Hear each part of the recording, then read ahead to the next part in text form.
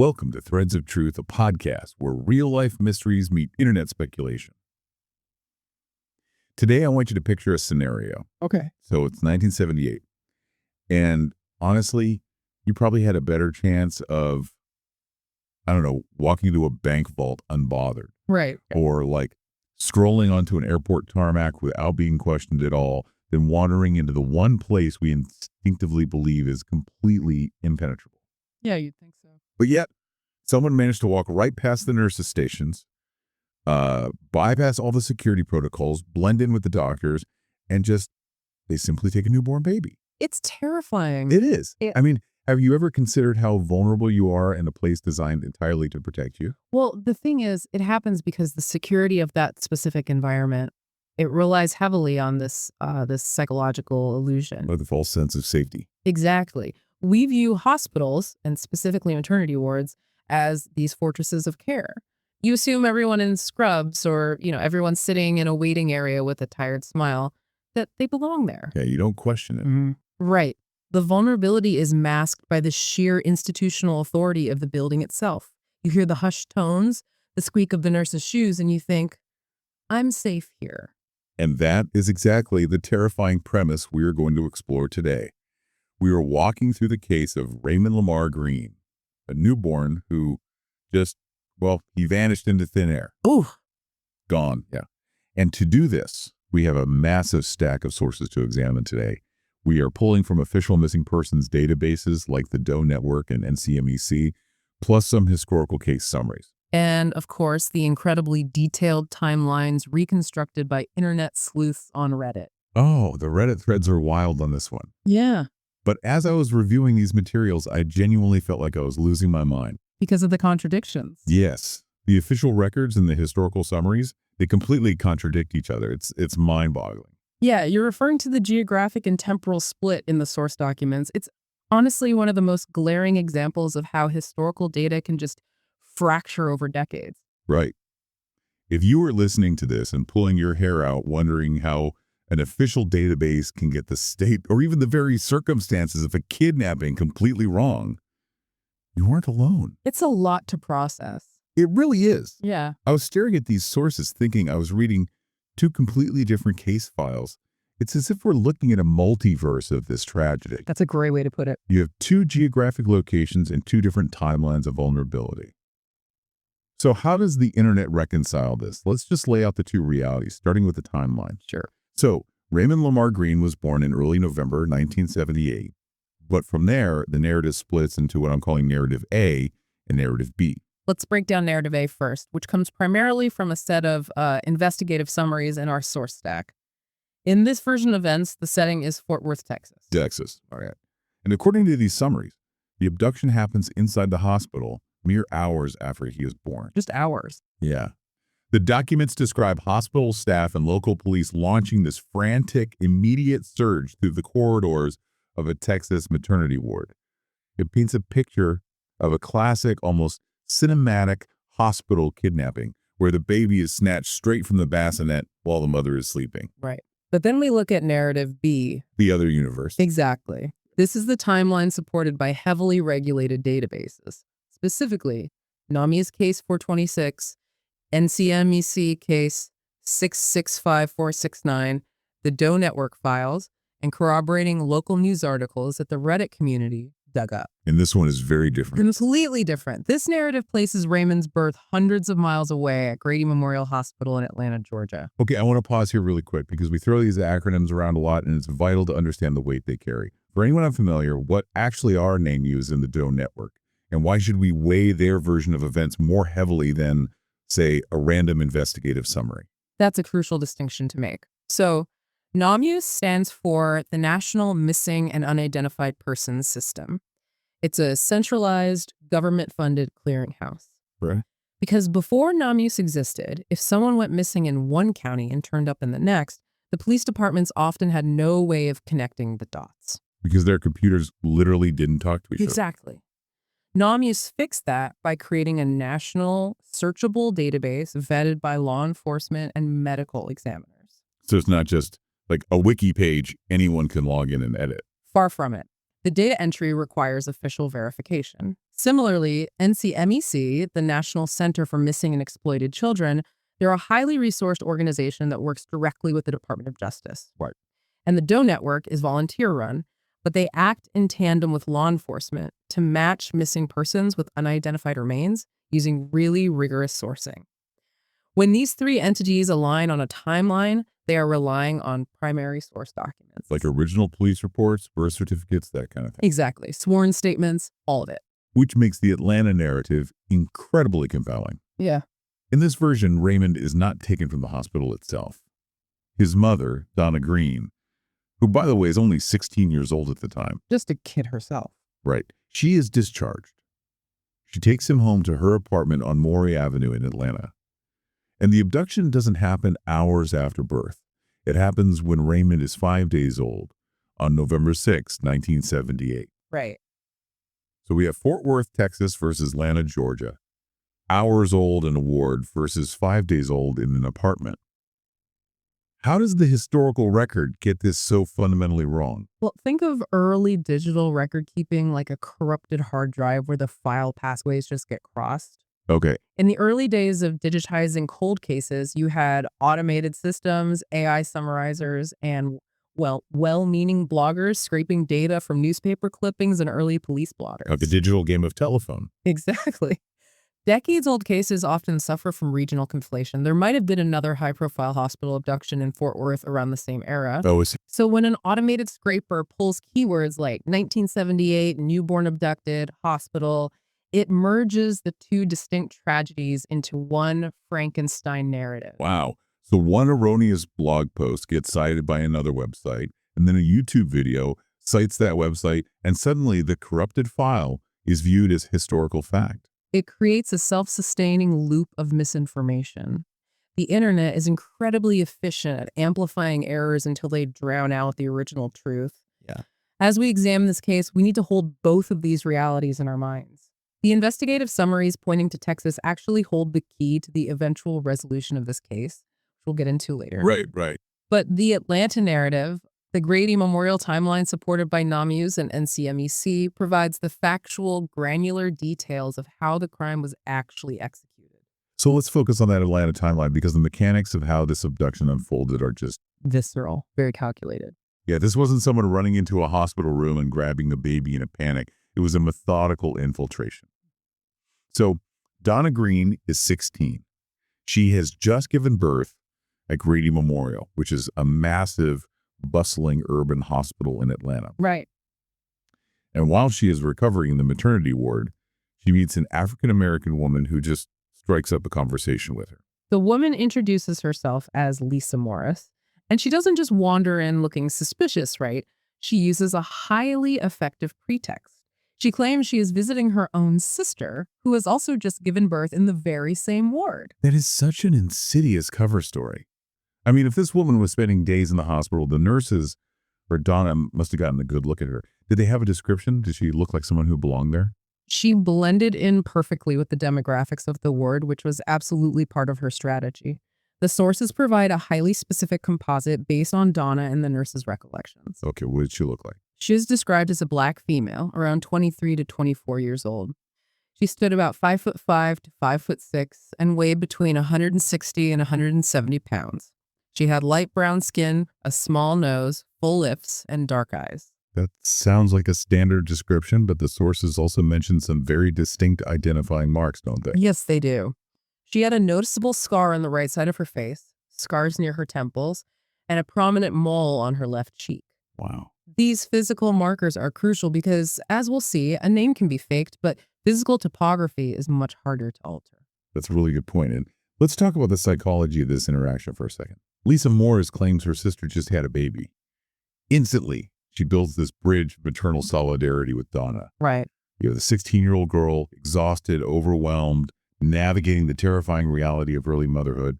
And here's an older woman, 23 or 24, offering empathy. They actually go back to Donna's hospital room and sit together. Yeah. And Lisa starts asking probing questions about Donna and the baby. And we need to categorize this behavior accurately.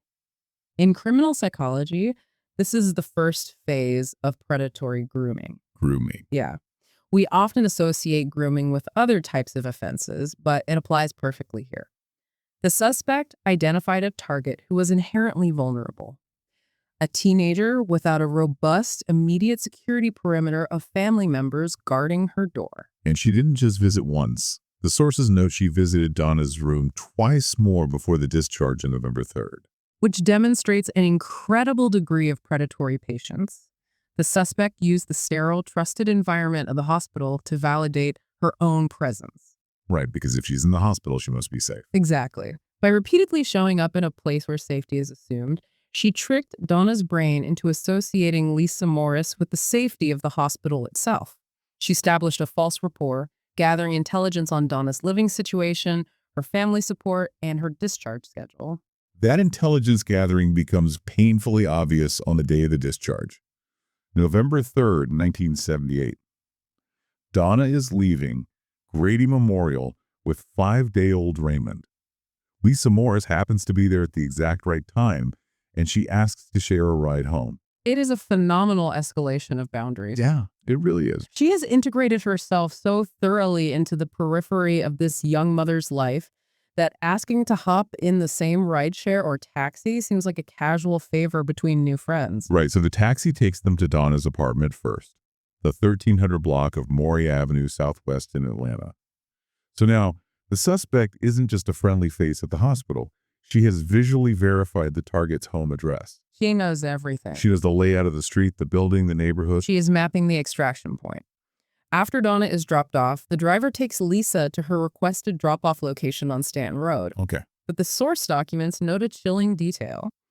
The driver reported that he never actually saw her enter a building. Wait, really? Yeah, she had him pull over, she got out, and she simply vanished into the neighborhood. Wow. So Stanton Road was a drop point, not a destination. It was a deliberate move to ensure the driver couldn't lead police to her actual residence. It indicates a level of premeditation that is rare in infant abductions, which are often driven by sudden, desperate impulses. This suspect was building in operational security measures days before the actual crime. Which brings us to November 6, 1978, 3 days after Donna brings Raymond home. The groundwork is laid, the target is isolated, the geography is mapped. And the suspect initiates the final test of the boundaries she had been pushing. She arrives at Donna's apartment on Maury Avenue completely unannounced.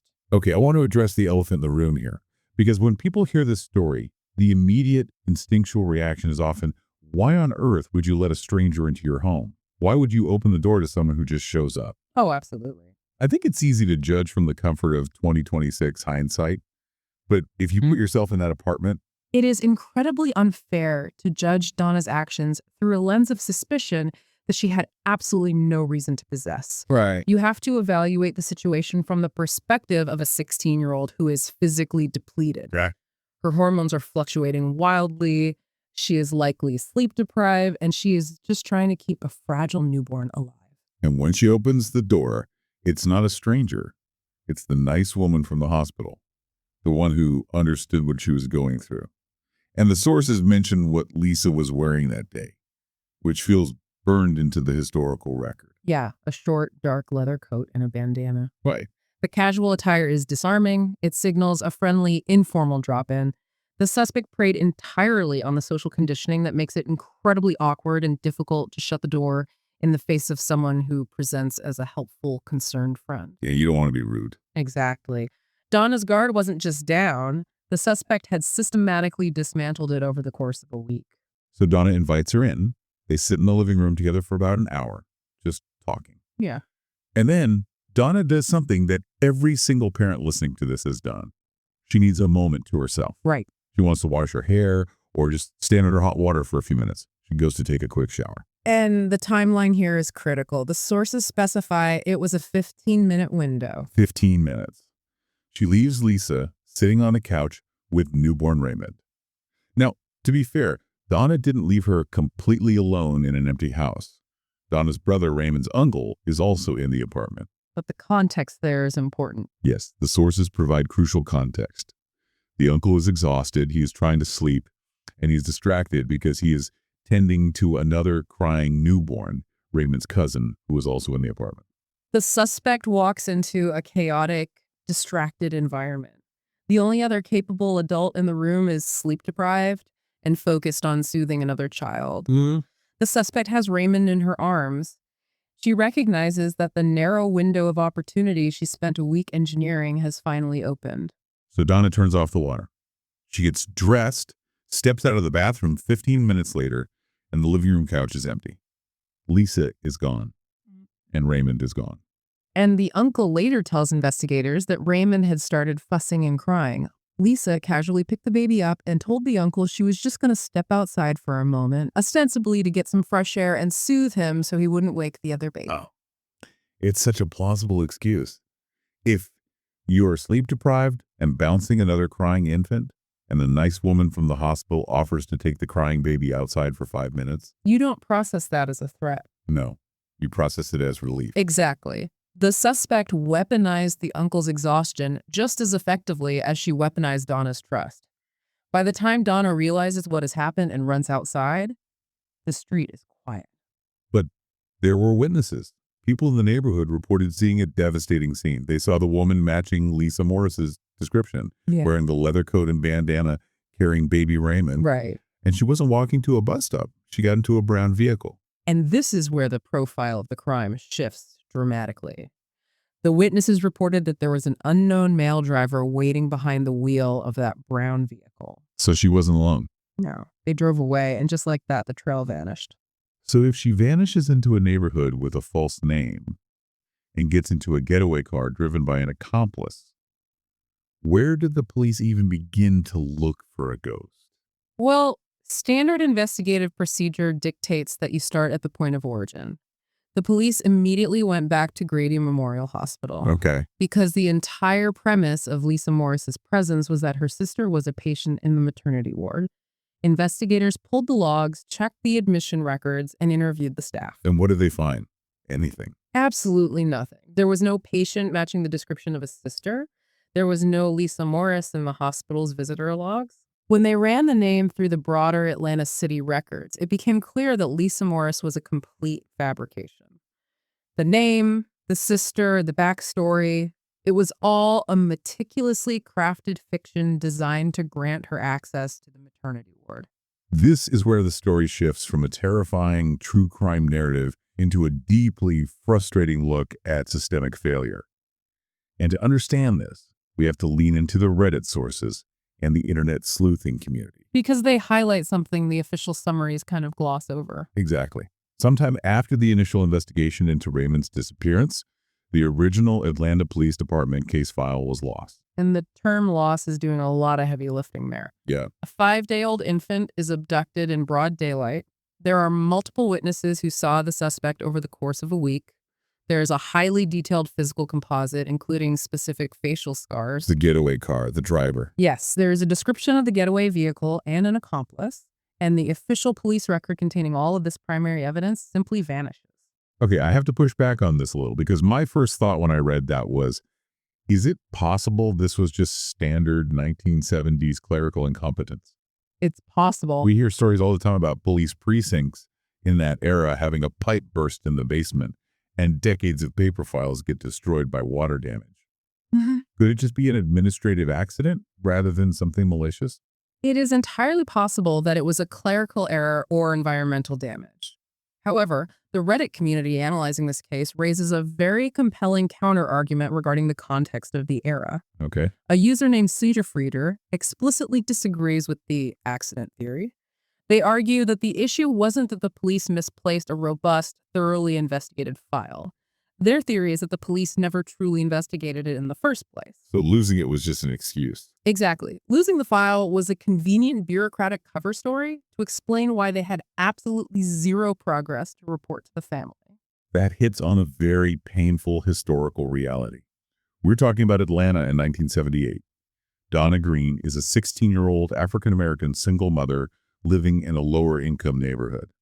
We have to acknowledge that the demographics of a victim often dictated the amount of resources and media attention law enforcement was willing to expend. Yes. The term for this in criminology is missing white woman syndrome, though it applies to children as well. Cases involving affluent white victims in the suburbs historically received massive, sustained task forces. Right. Cases involving young, marginalized women of color in urban centers were frequently dismissed as runaways or domestic disputes, and the investigations were perfunctory. Whether the file was lost due to a flooded basement or due to sheer institutional apathy, the functional outcome for Donna Green was identical. The system abandoned her. It meant that years later, when renewed interest was finally sparked, investigators had to start entirely from scratch. Which is incredibly difficult. Yeah, and while they were digging into the Grady Memorial Hospital connections, another terrifying theory emerged from the internet sleuths. A Reddit user named SuperTyon3 brought up a podcast called The Fall Line, which did an extensive investigation into the conditions at Grady Memorial during that specific era. Oh, that's interesting. What did their research suggest? According to this user's summary of the podcast, Raymond Lamar Green might not have been an isolated incident. The podcast suggested that he wasn't the only newborn abducted from or shortly after being released from Grady Memorial Hospital around that time. Really? Yeah. And another user, Responsible Culture 43, chimed in to corroborate this, stating flatly that there were other children born at Grady in that time frame who also vanished under suspicious circumstances. If we entertain that speculation, it radically alters our understanding of the crime. We are no longer looking at a single desperate woman who wanted a baby and acted alone. Right, it's bigger than that. If there is a pattern of abductions linked to a specific hospital's discharge protocols, it suggests a systemic vulnerability that was being actively exploited. It transforms the maternity ward from a place of healing into a hunting ground. A user named Alexandria Lighthouse even noted that early investigators apparently theorized Raymond might have been sold into a shadowy black market adoption ring.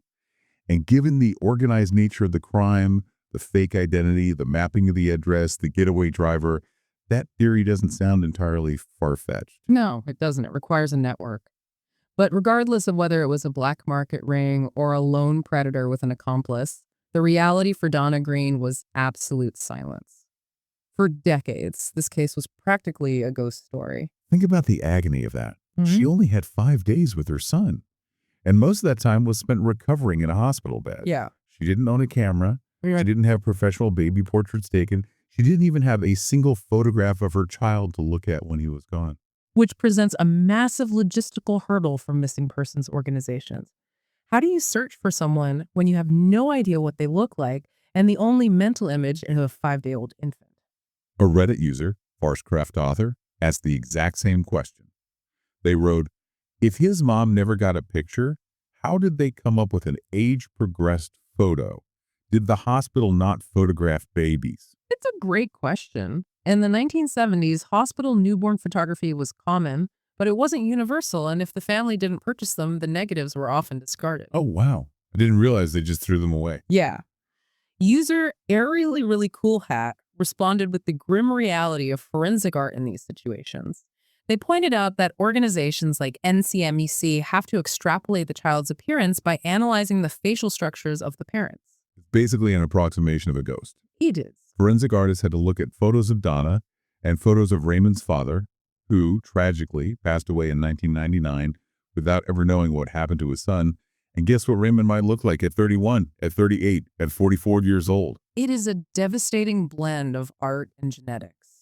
You are creating a wanted poster for a man who doesn't even know he is missing based on the genetic echoes of the parents he never knew.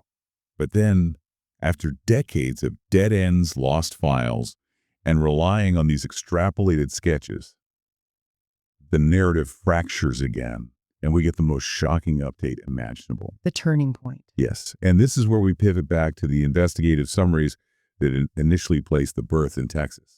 Because while the geographic details in those summaries were conflated by the internet, the resolution they point to is absolutely staggering. The breakthrough. Raymond didn't vanish into a black market adoption ring. He wasn't living in an orphanage. Years later, it was discovered that he was alive. Alive. He had been raised under a completely different identity, living a seemingly normal life. And here is the detail that makes your blood run cold. He was raised by the very woman who walked into that apartment in the leather coat and stole him. It's unbelievable. Lisa Morse wasn't a broker for an adoption ring. She kept him. She raised him as her own son. It is the ultimate paradigm shift. He was hiding in plain sight for decades. And the mechanism that finally unraveled 40 years of meticulous lies wasn't a recovered police file or a deathbed confession, it was biology. DNA testing. I want to spend some real time on this because we say DNA solved it like it's magic. Right, like a magic wand. But how does this actually work in a cold case where the victim doesn't know he's a victim and the police have no suspects? How do you connect a grown man who thinks he is someone else to a 1978 missing infant profile? To understand the modern miracle of this, we need an analogy.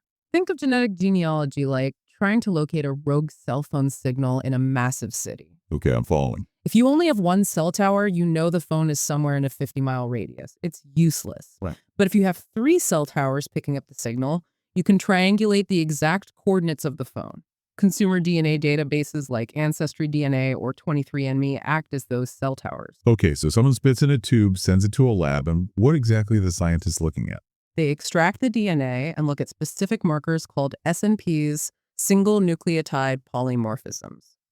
They're essentially comparing your genetic code to the millions of other people in their database to find overlapping segments of DNA.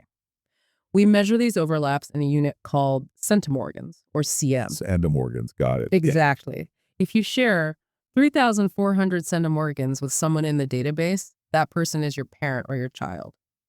If you share 800 centimorgans, they're likely a first cousin.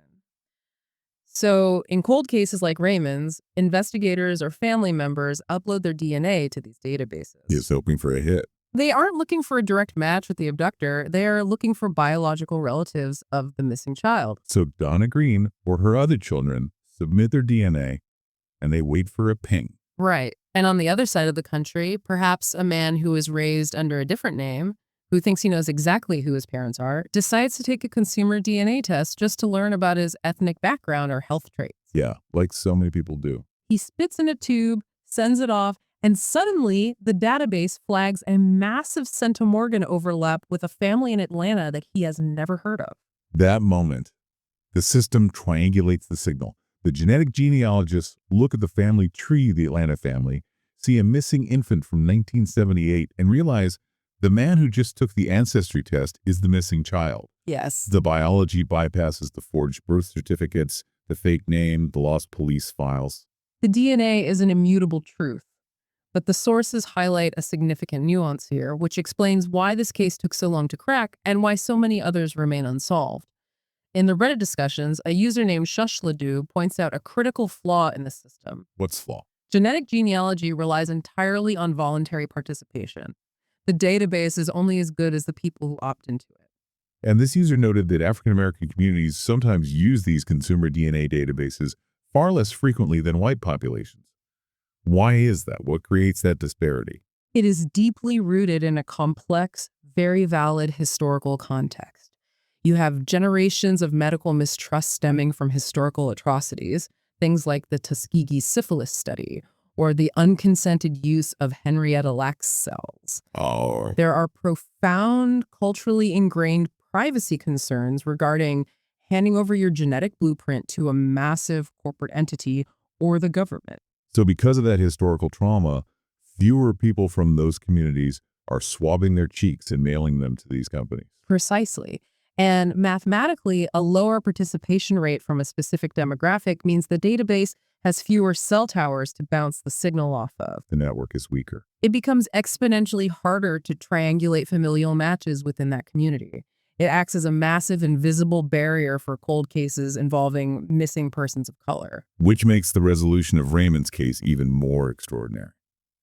When a match does finally hit in a demographic with lower database representation, it isn't just a clue. It is a monumental lottery odds triumph of science overriding a statistical disadvantage. It is a statistical miracle. The science finally caught up and stated the biological fact, but establishing the biological fact is only the beginning of an entirely new kind of devastation. We have to look at the human cost of this scientific miracle. I really want to focus on that psychological fallout. Put yourself in Raymond's shoes for a moment. You are a grown man. You are in your 40s. You have a name. You celebrate your birthday on a specific day.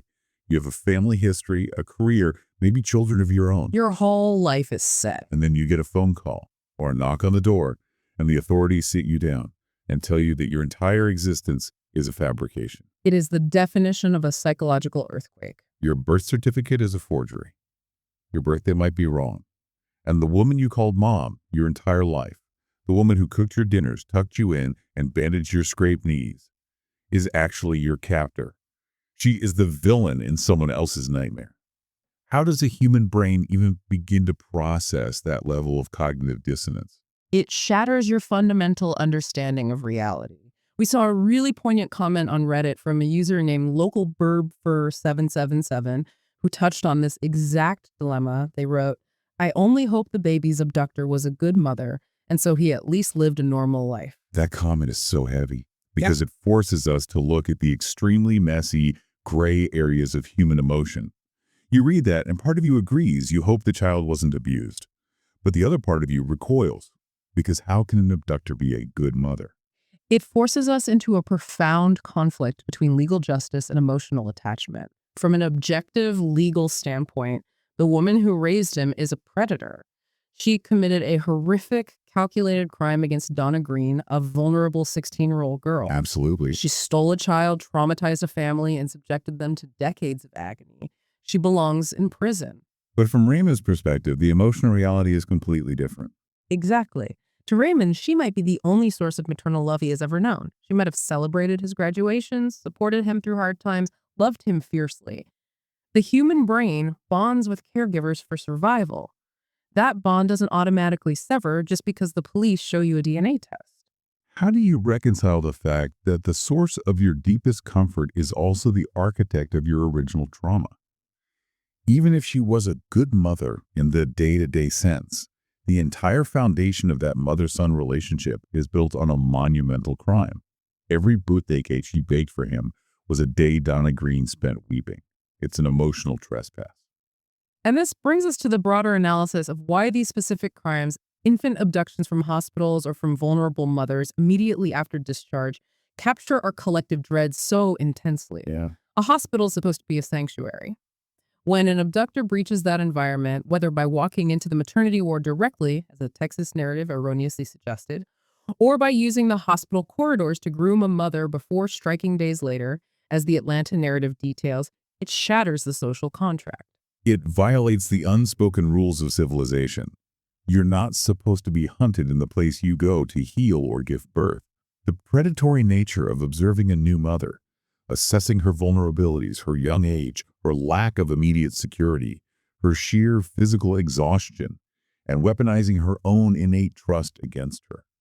It's a terrifying level of calculation that just stays with you. We also have to acknowledge the long-term psychological impact on the family left behind. The sources note that Donna Green went on to have 6 more children. Raymond was her second child. But no matter how large her family grew, no matter how much love filled her house, her second child remained a void. In psychology, isn't there a specific term for that kind of unresolved grief? Yes, it's called ambiguous loss. It is considered one of the most complicated forms of grief because there is no closure. When someone dies, there's a body, a funeral, a societal ritual for mourning.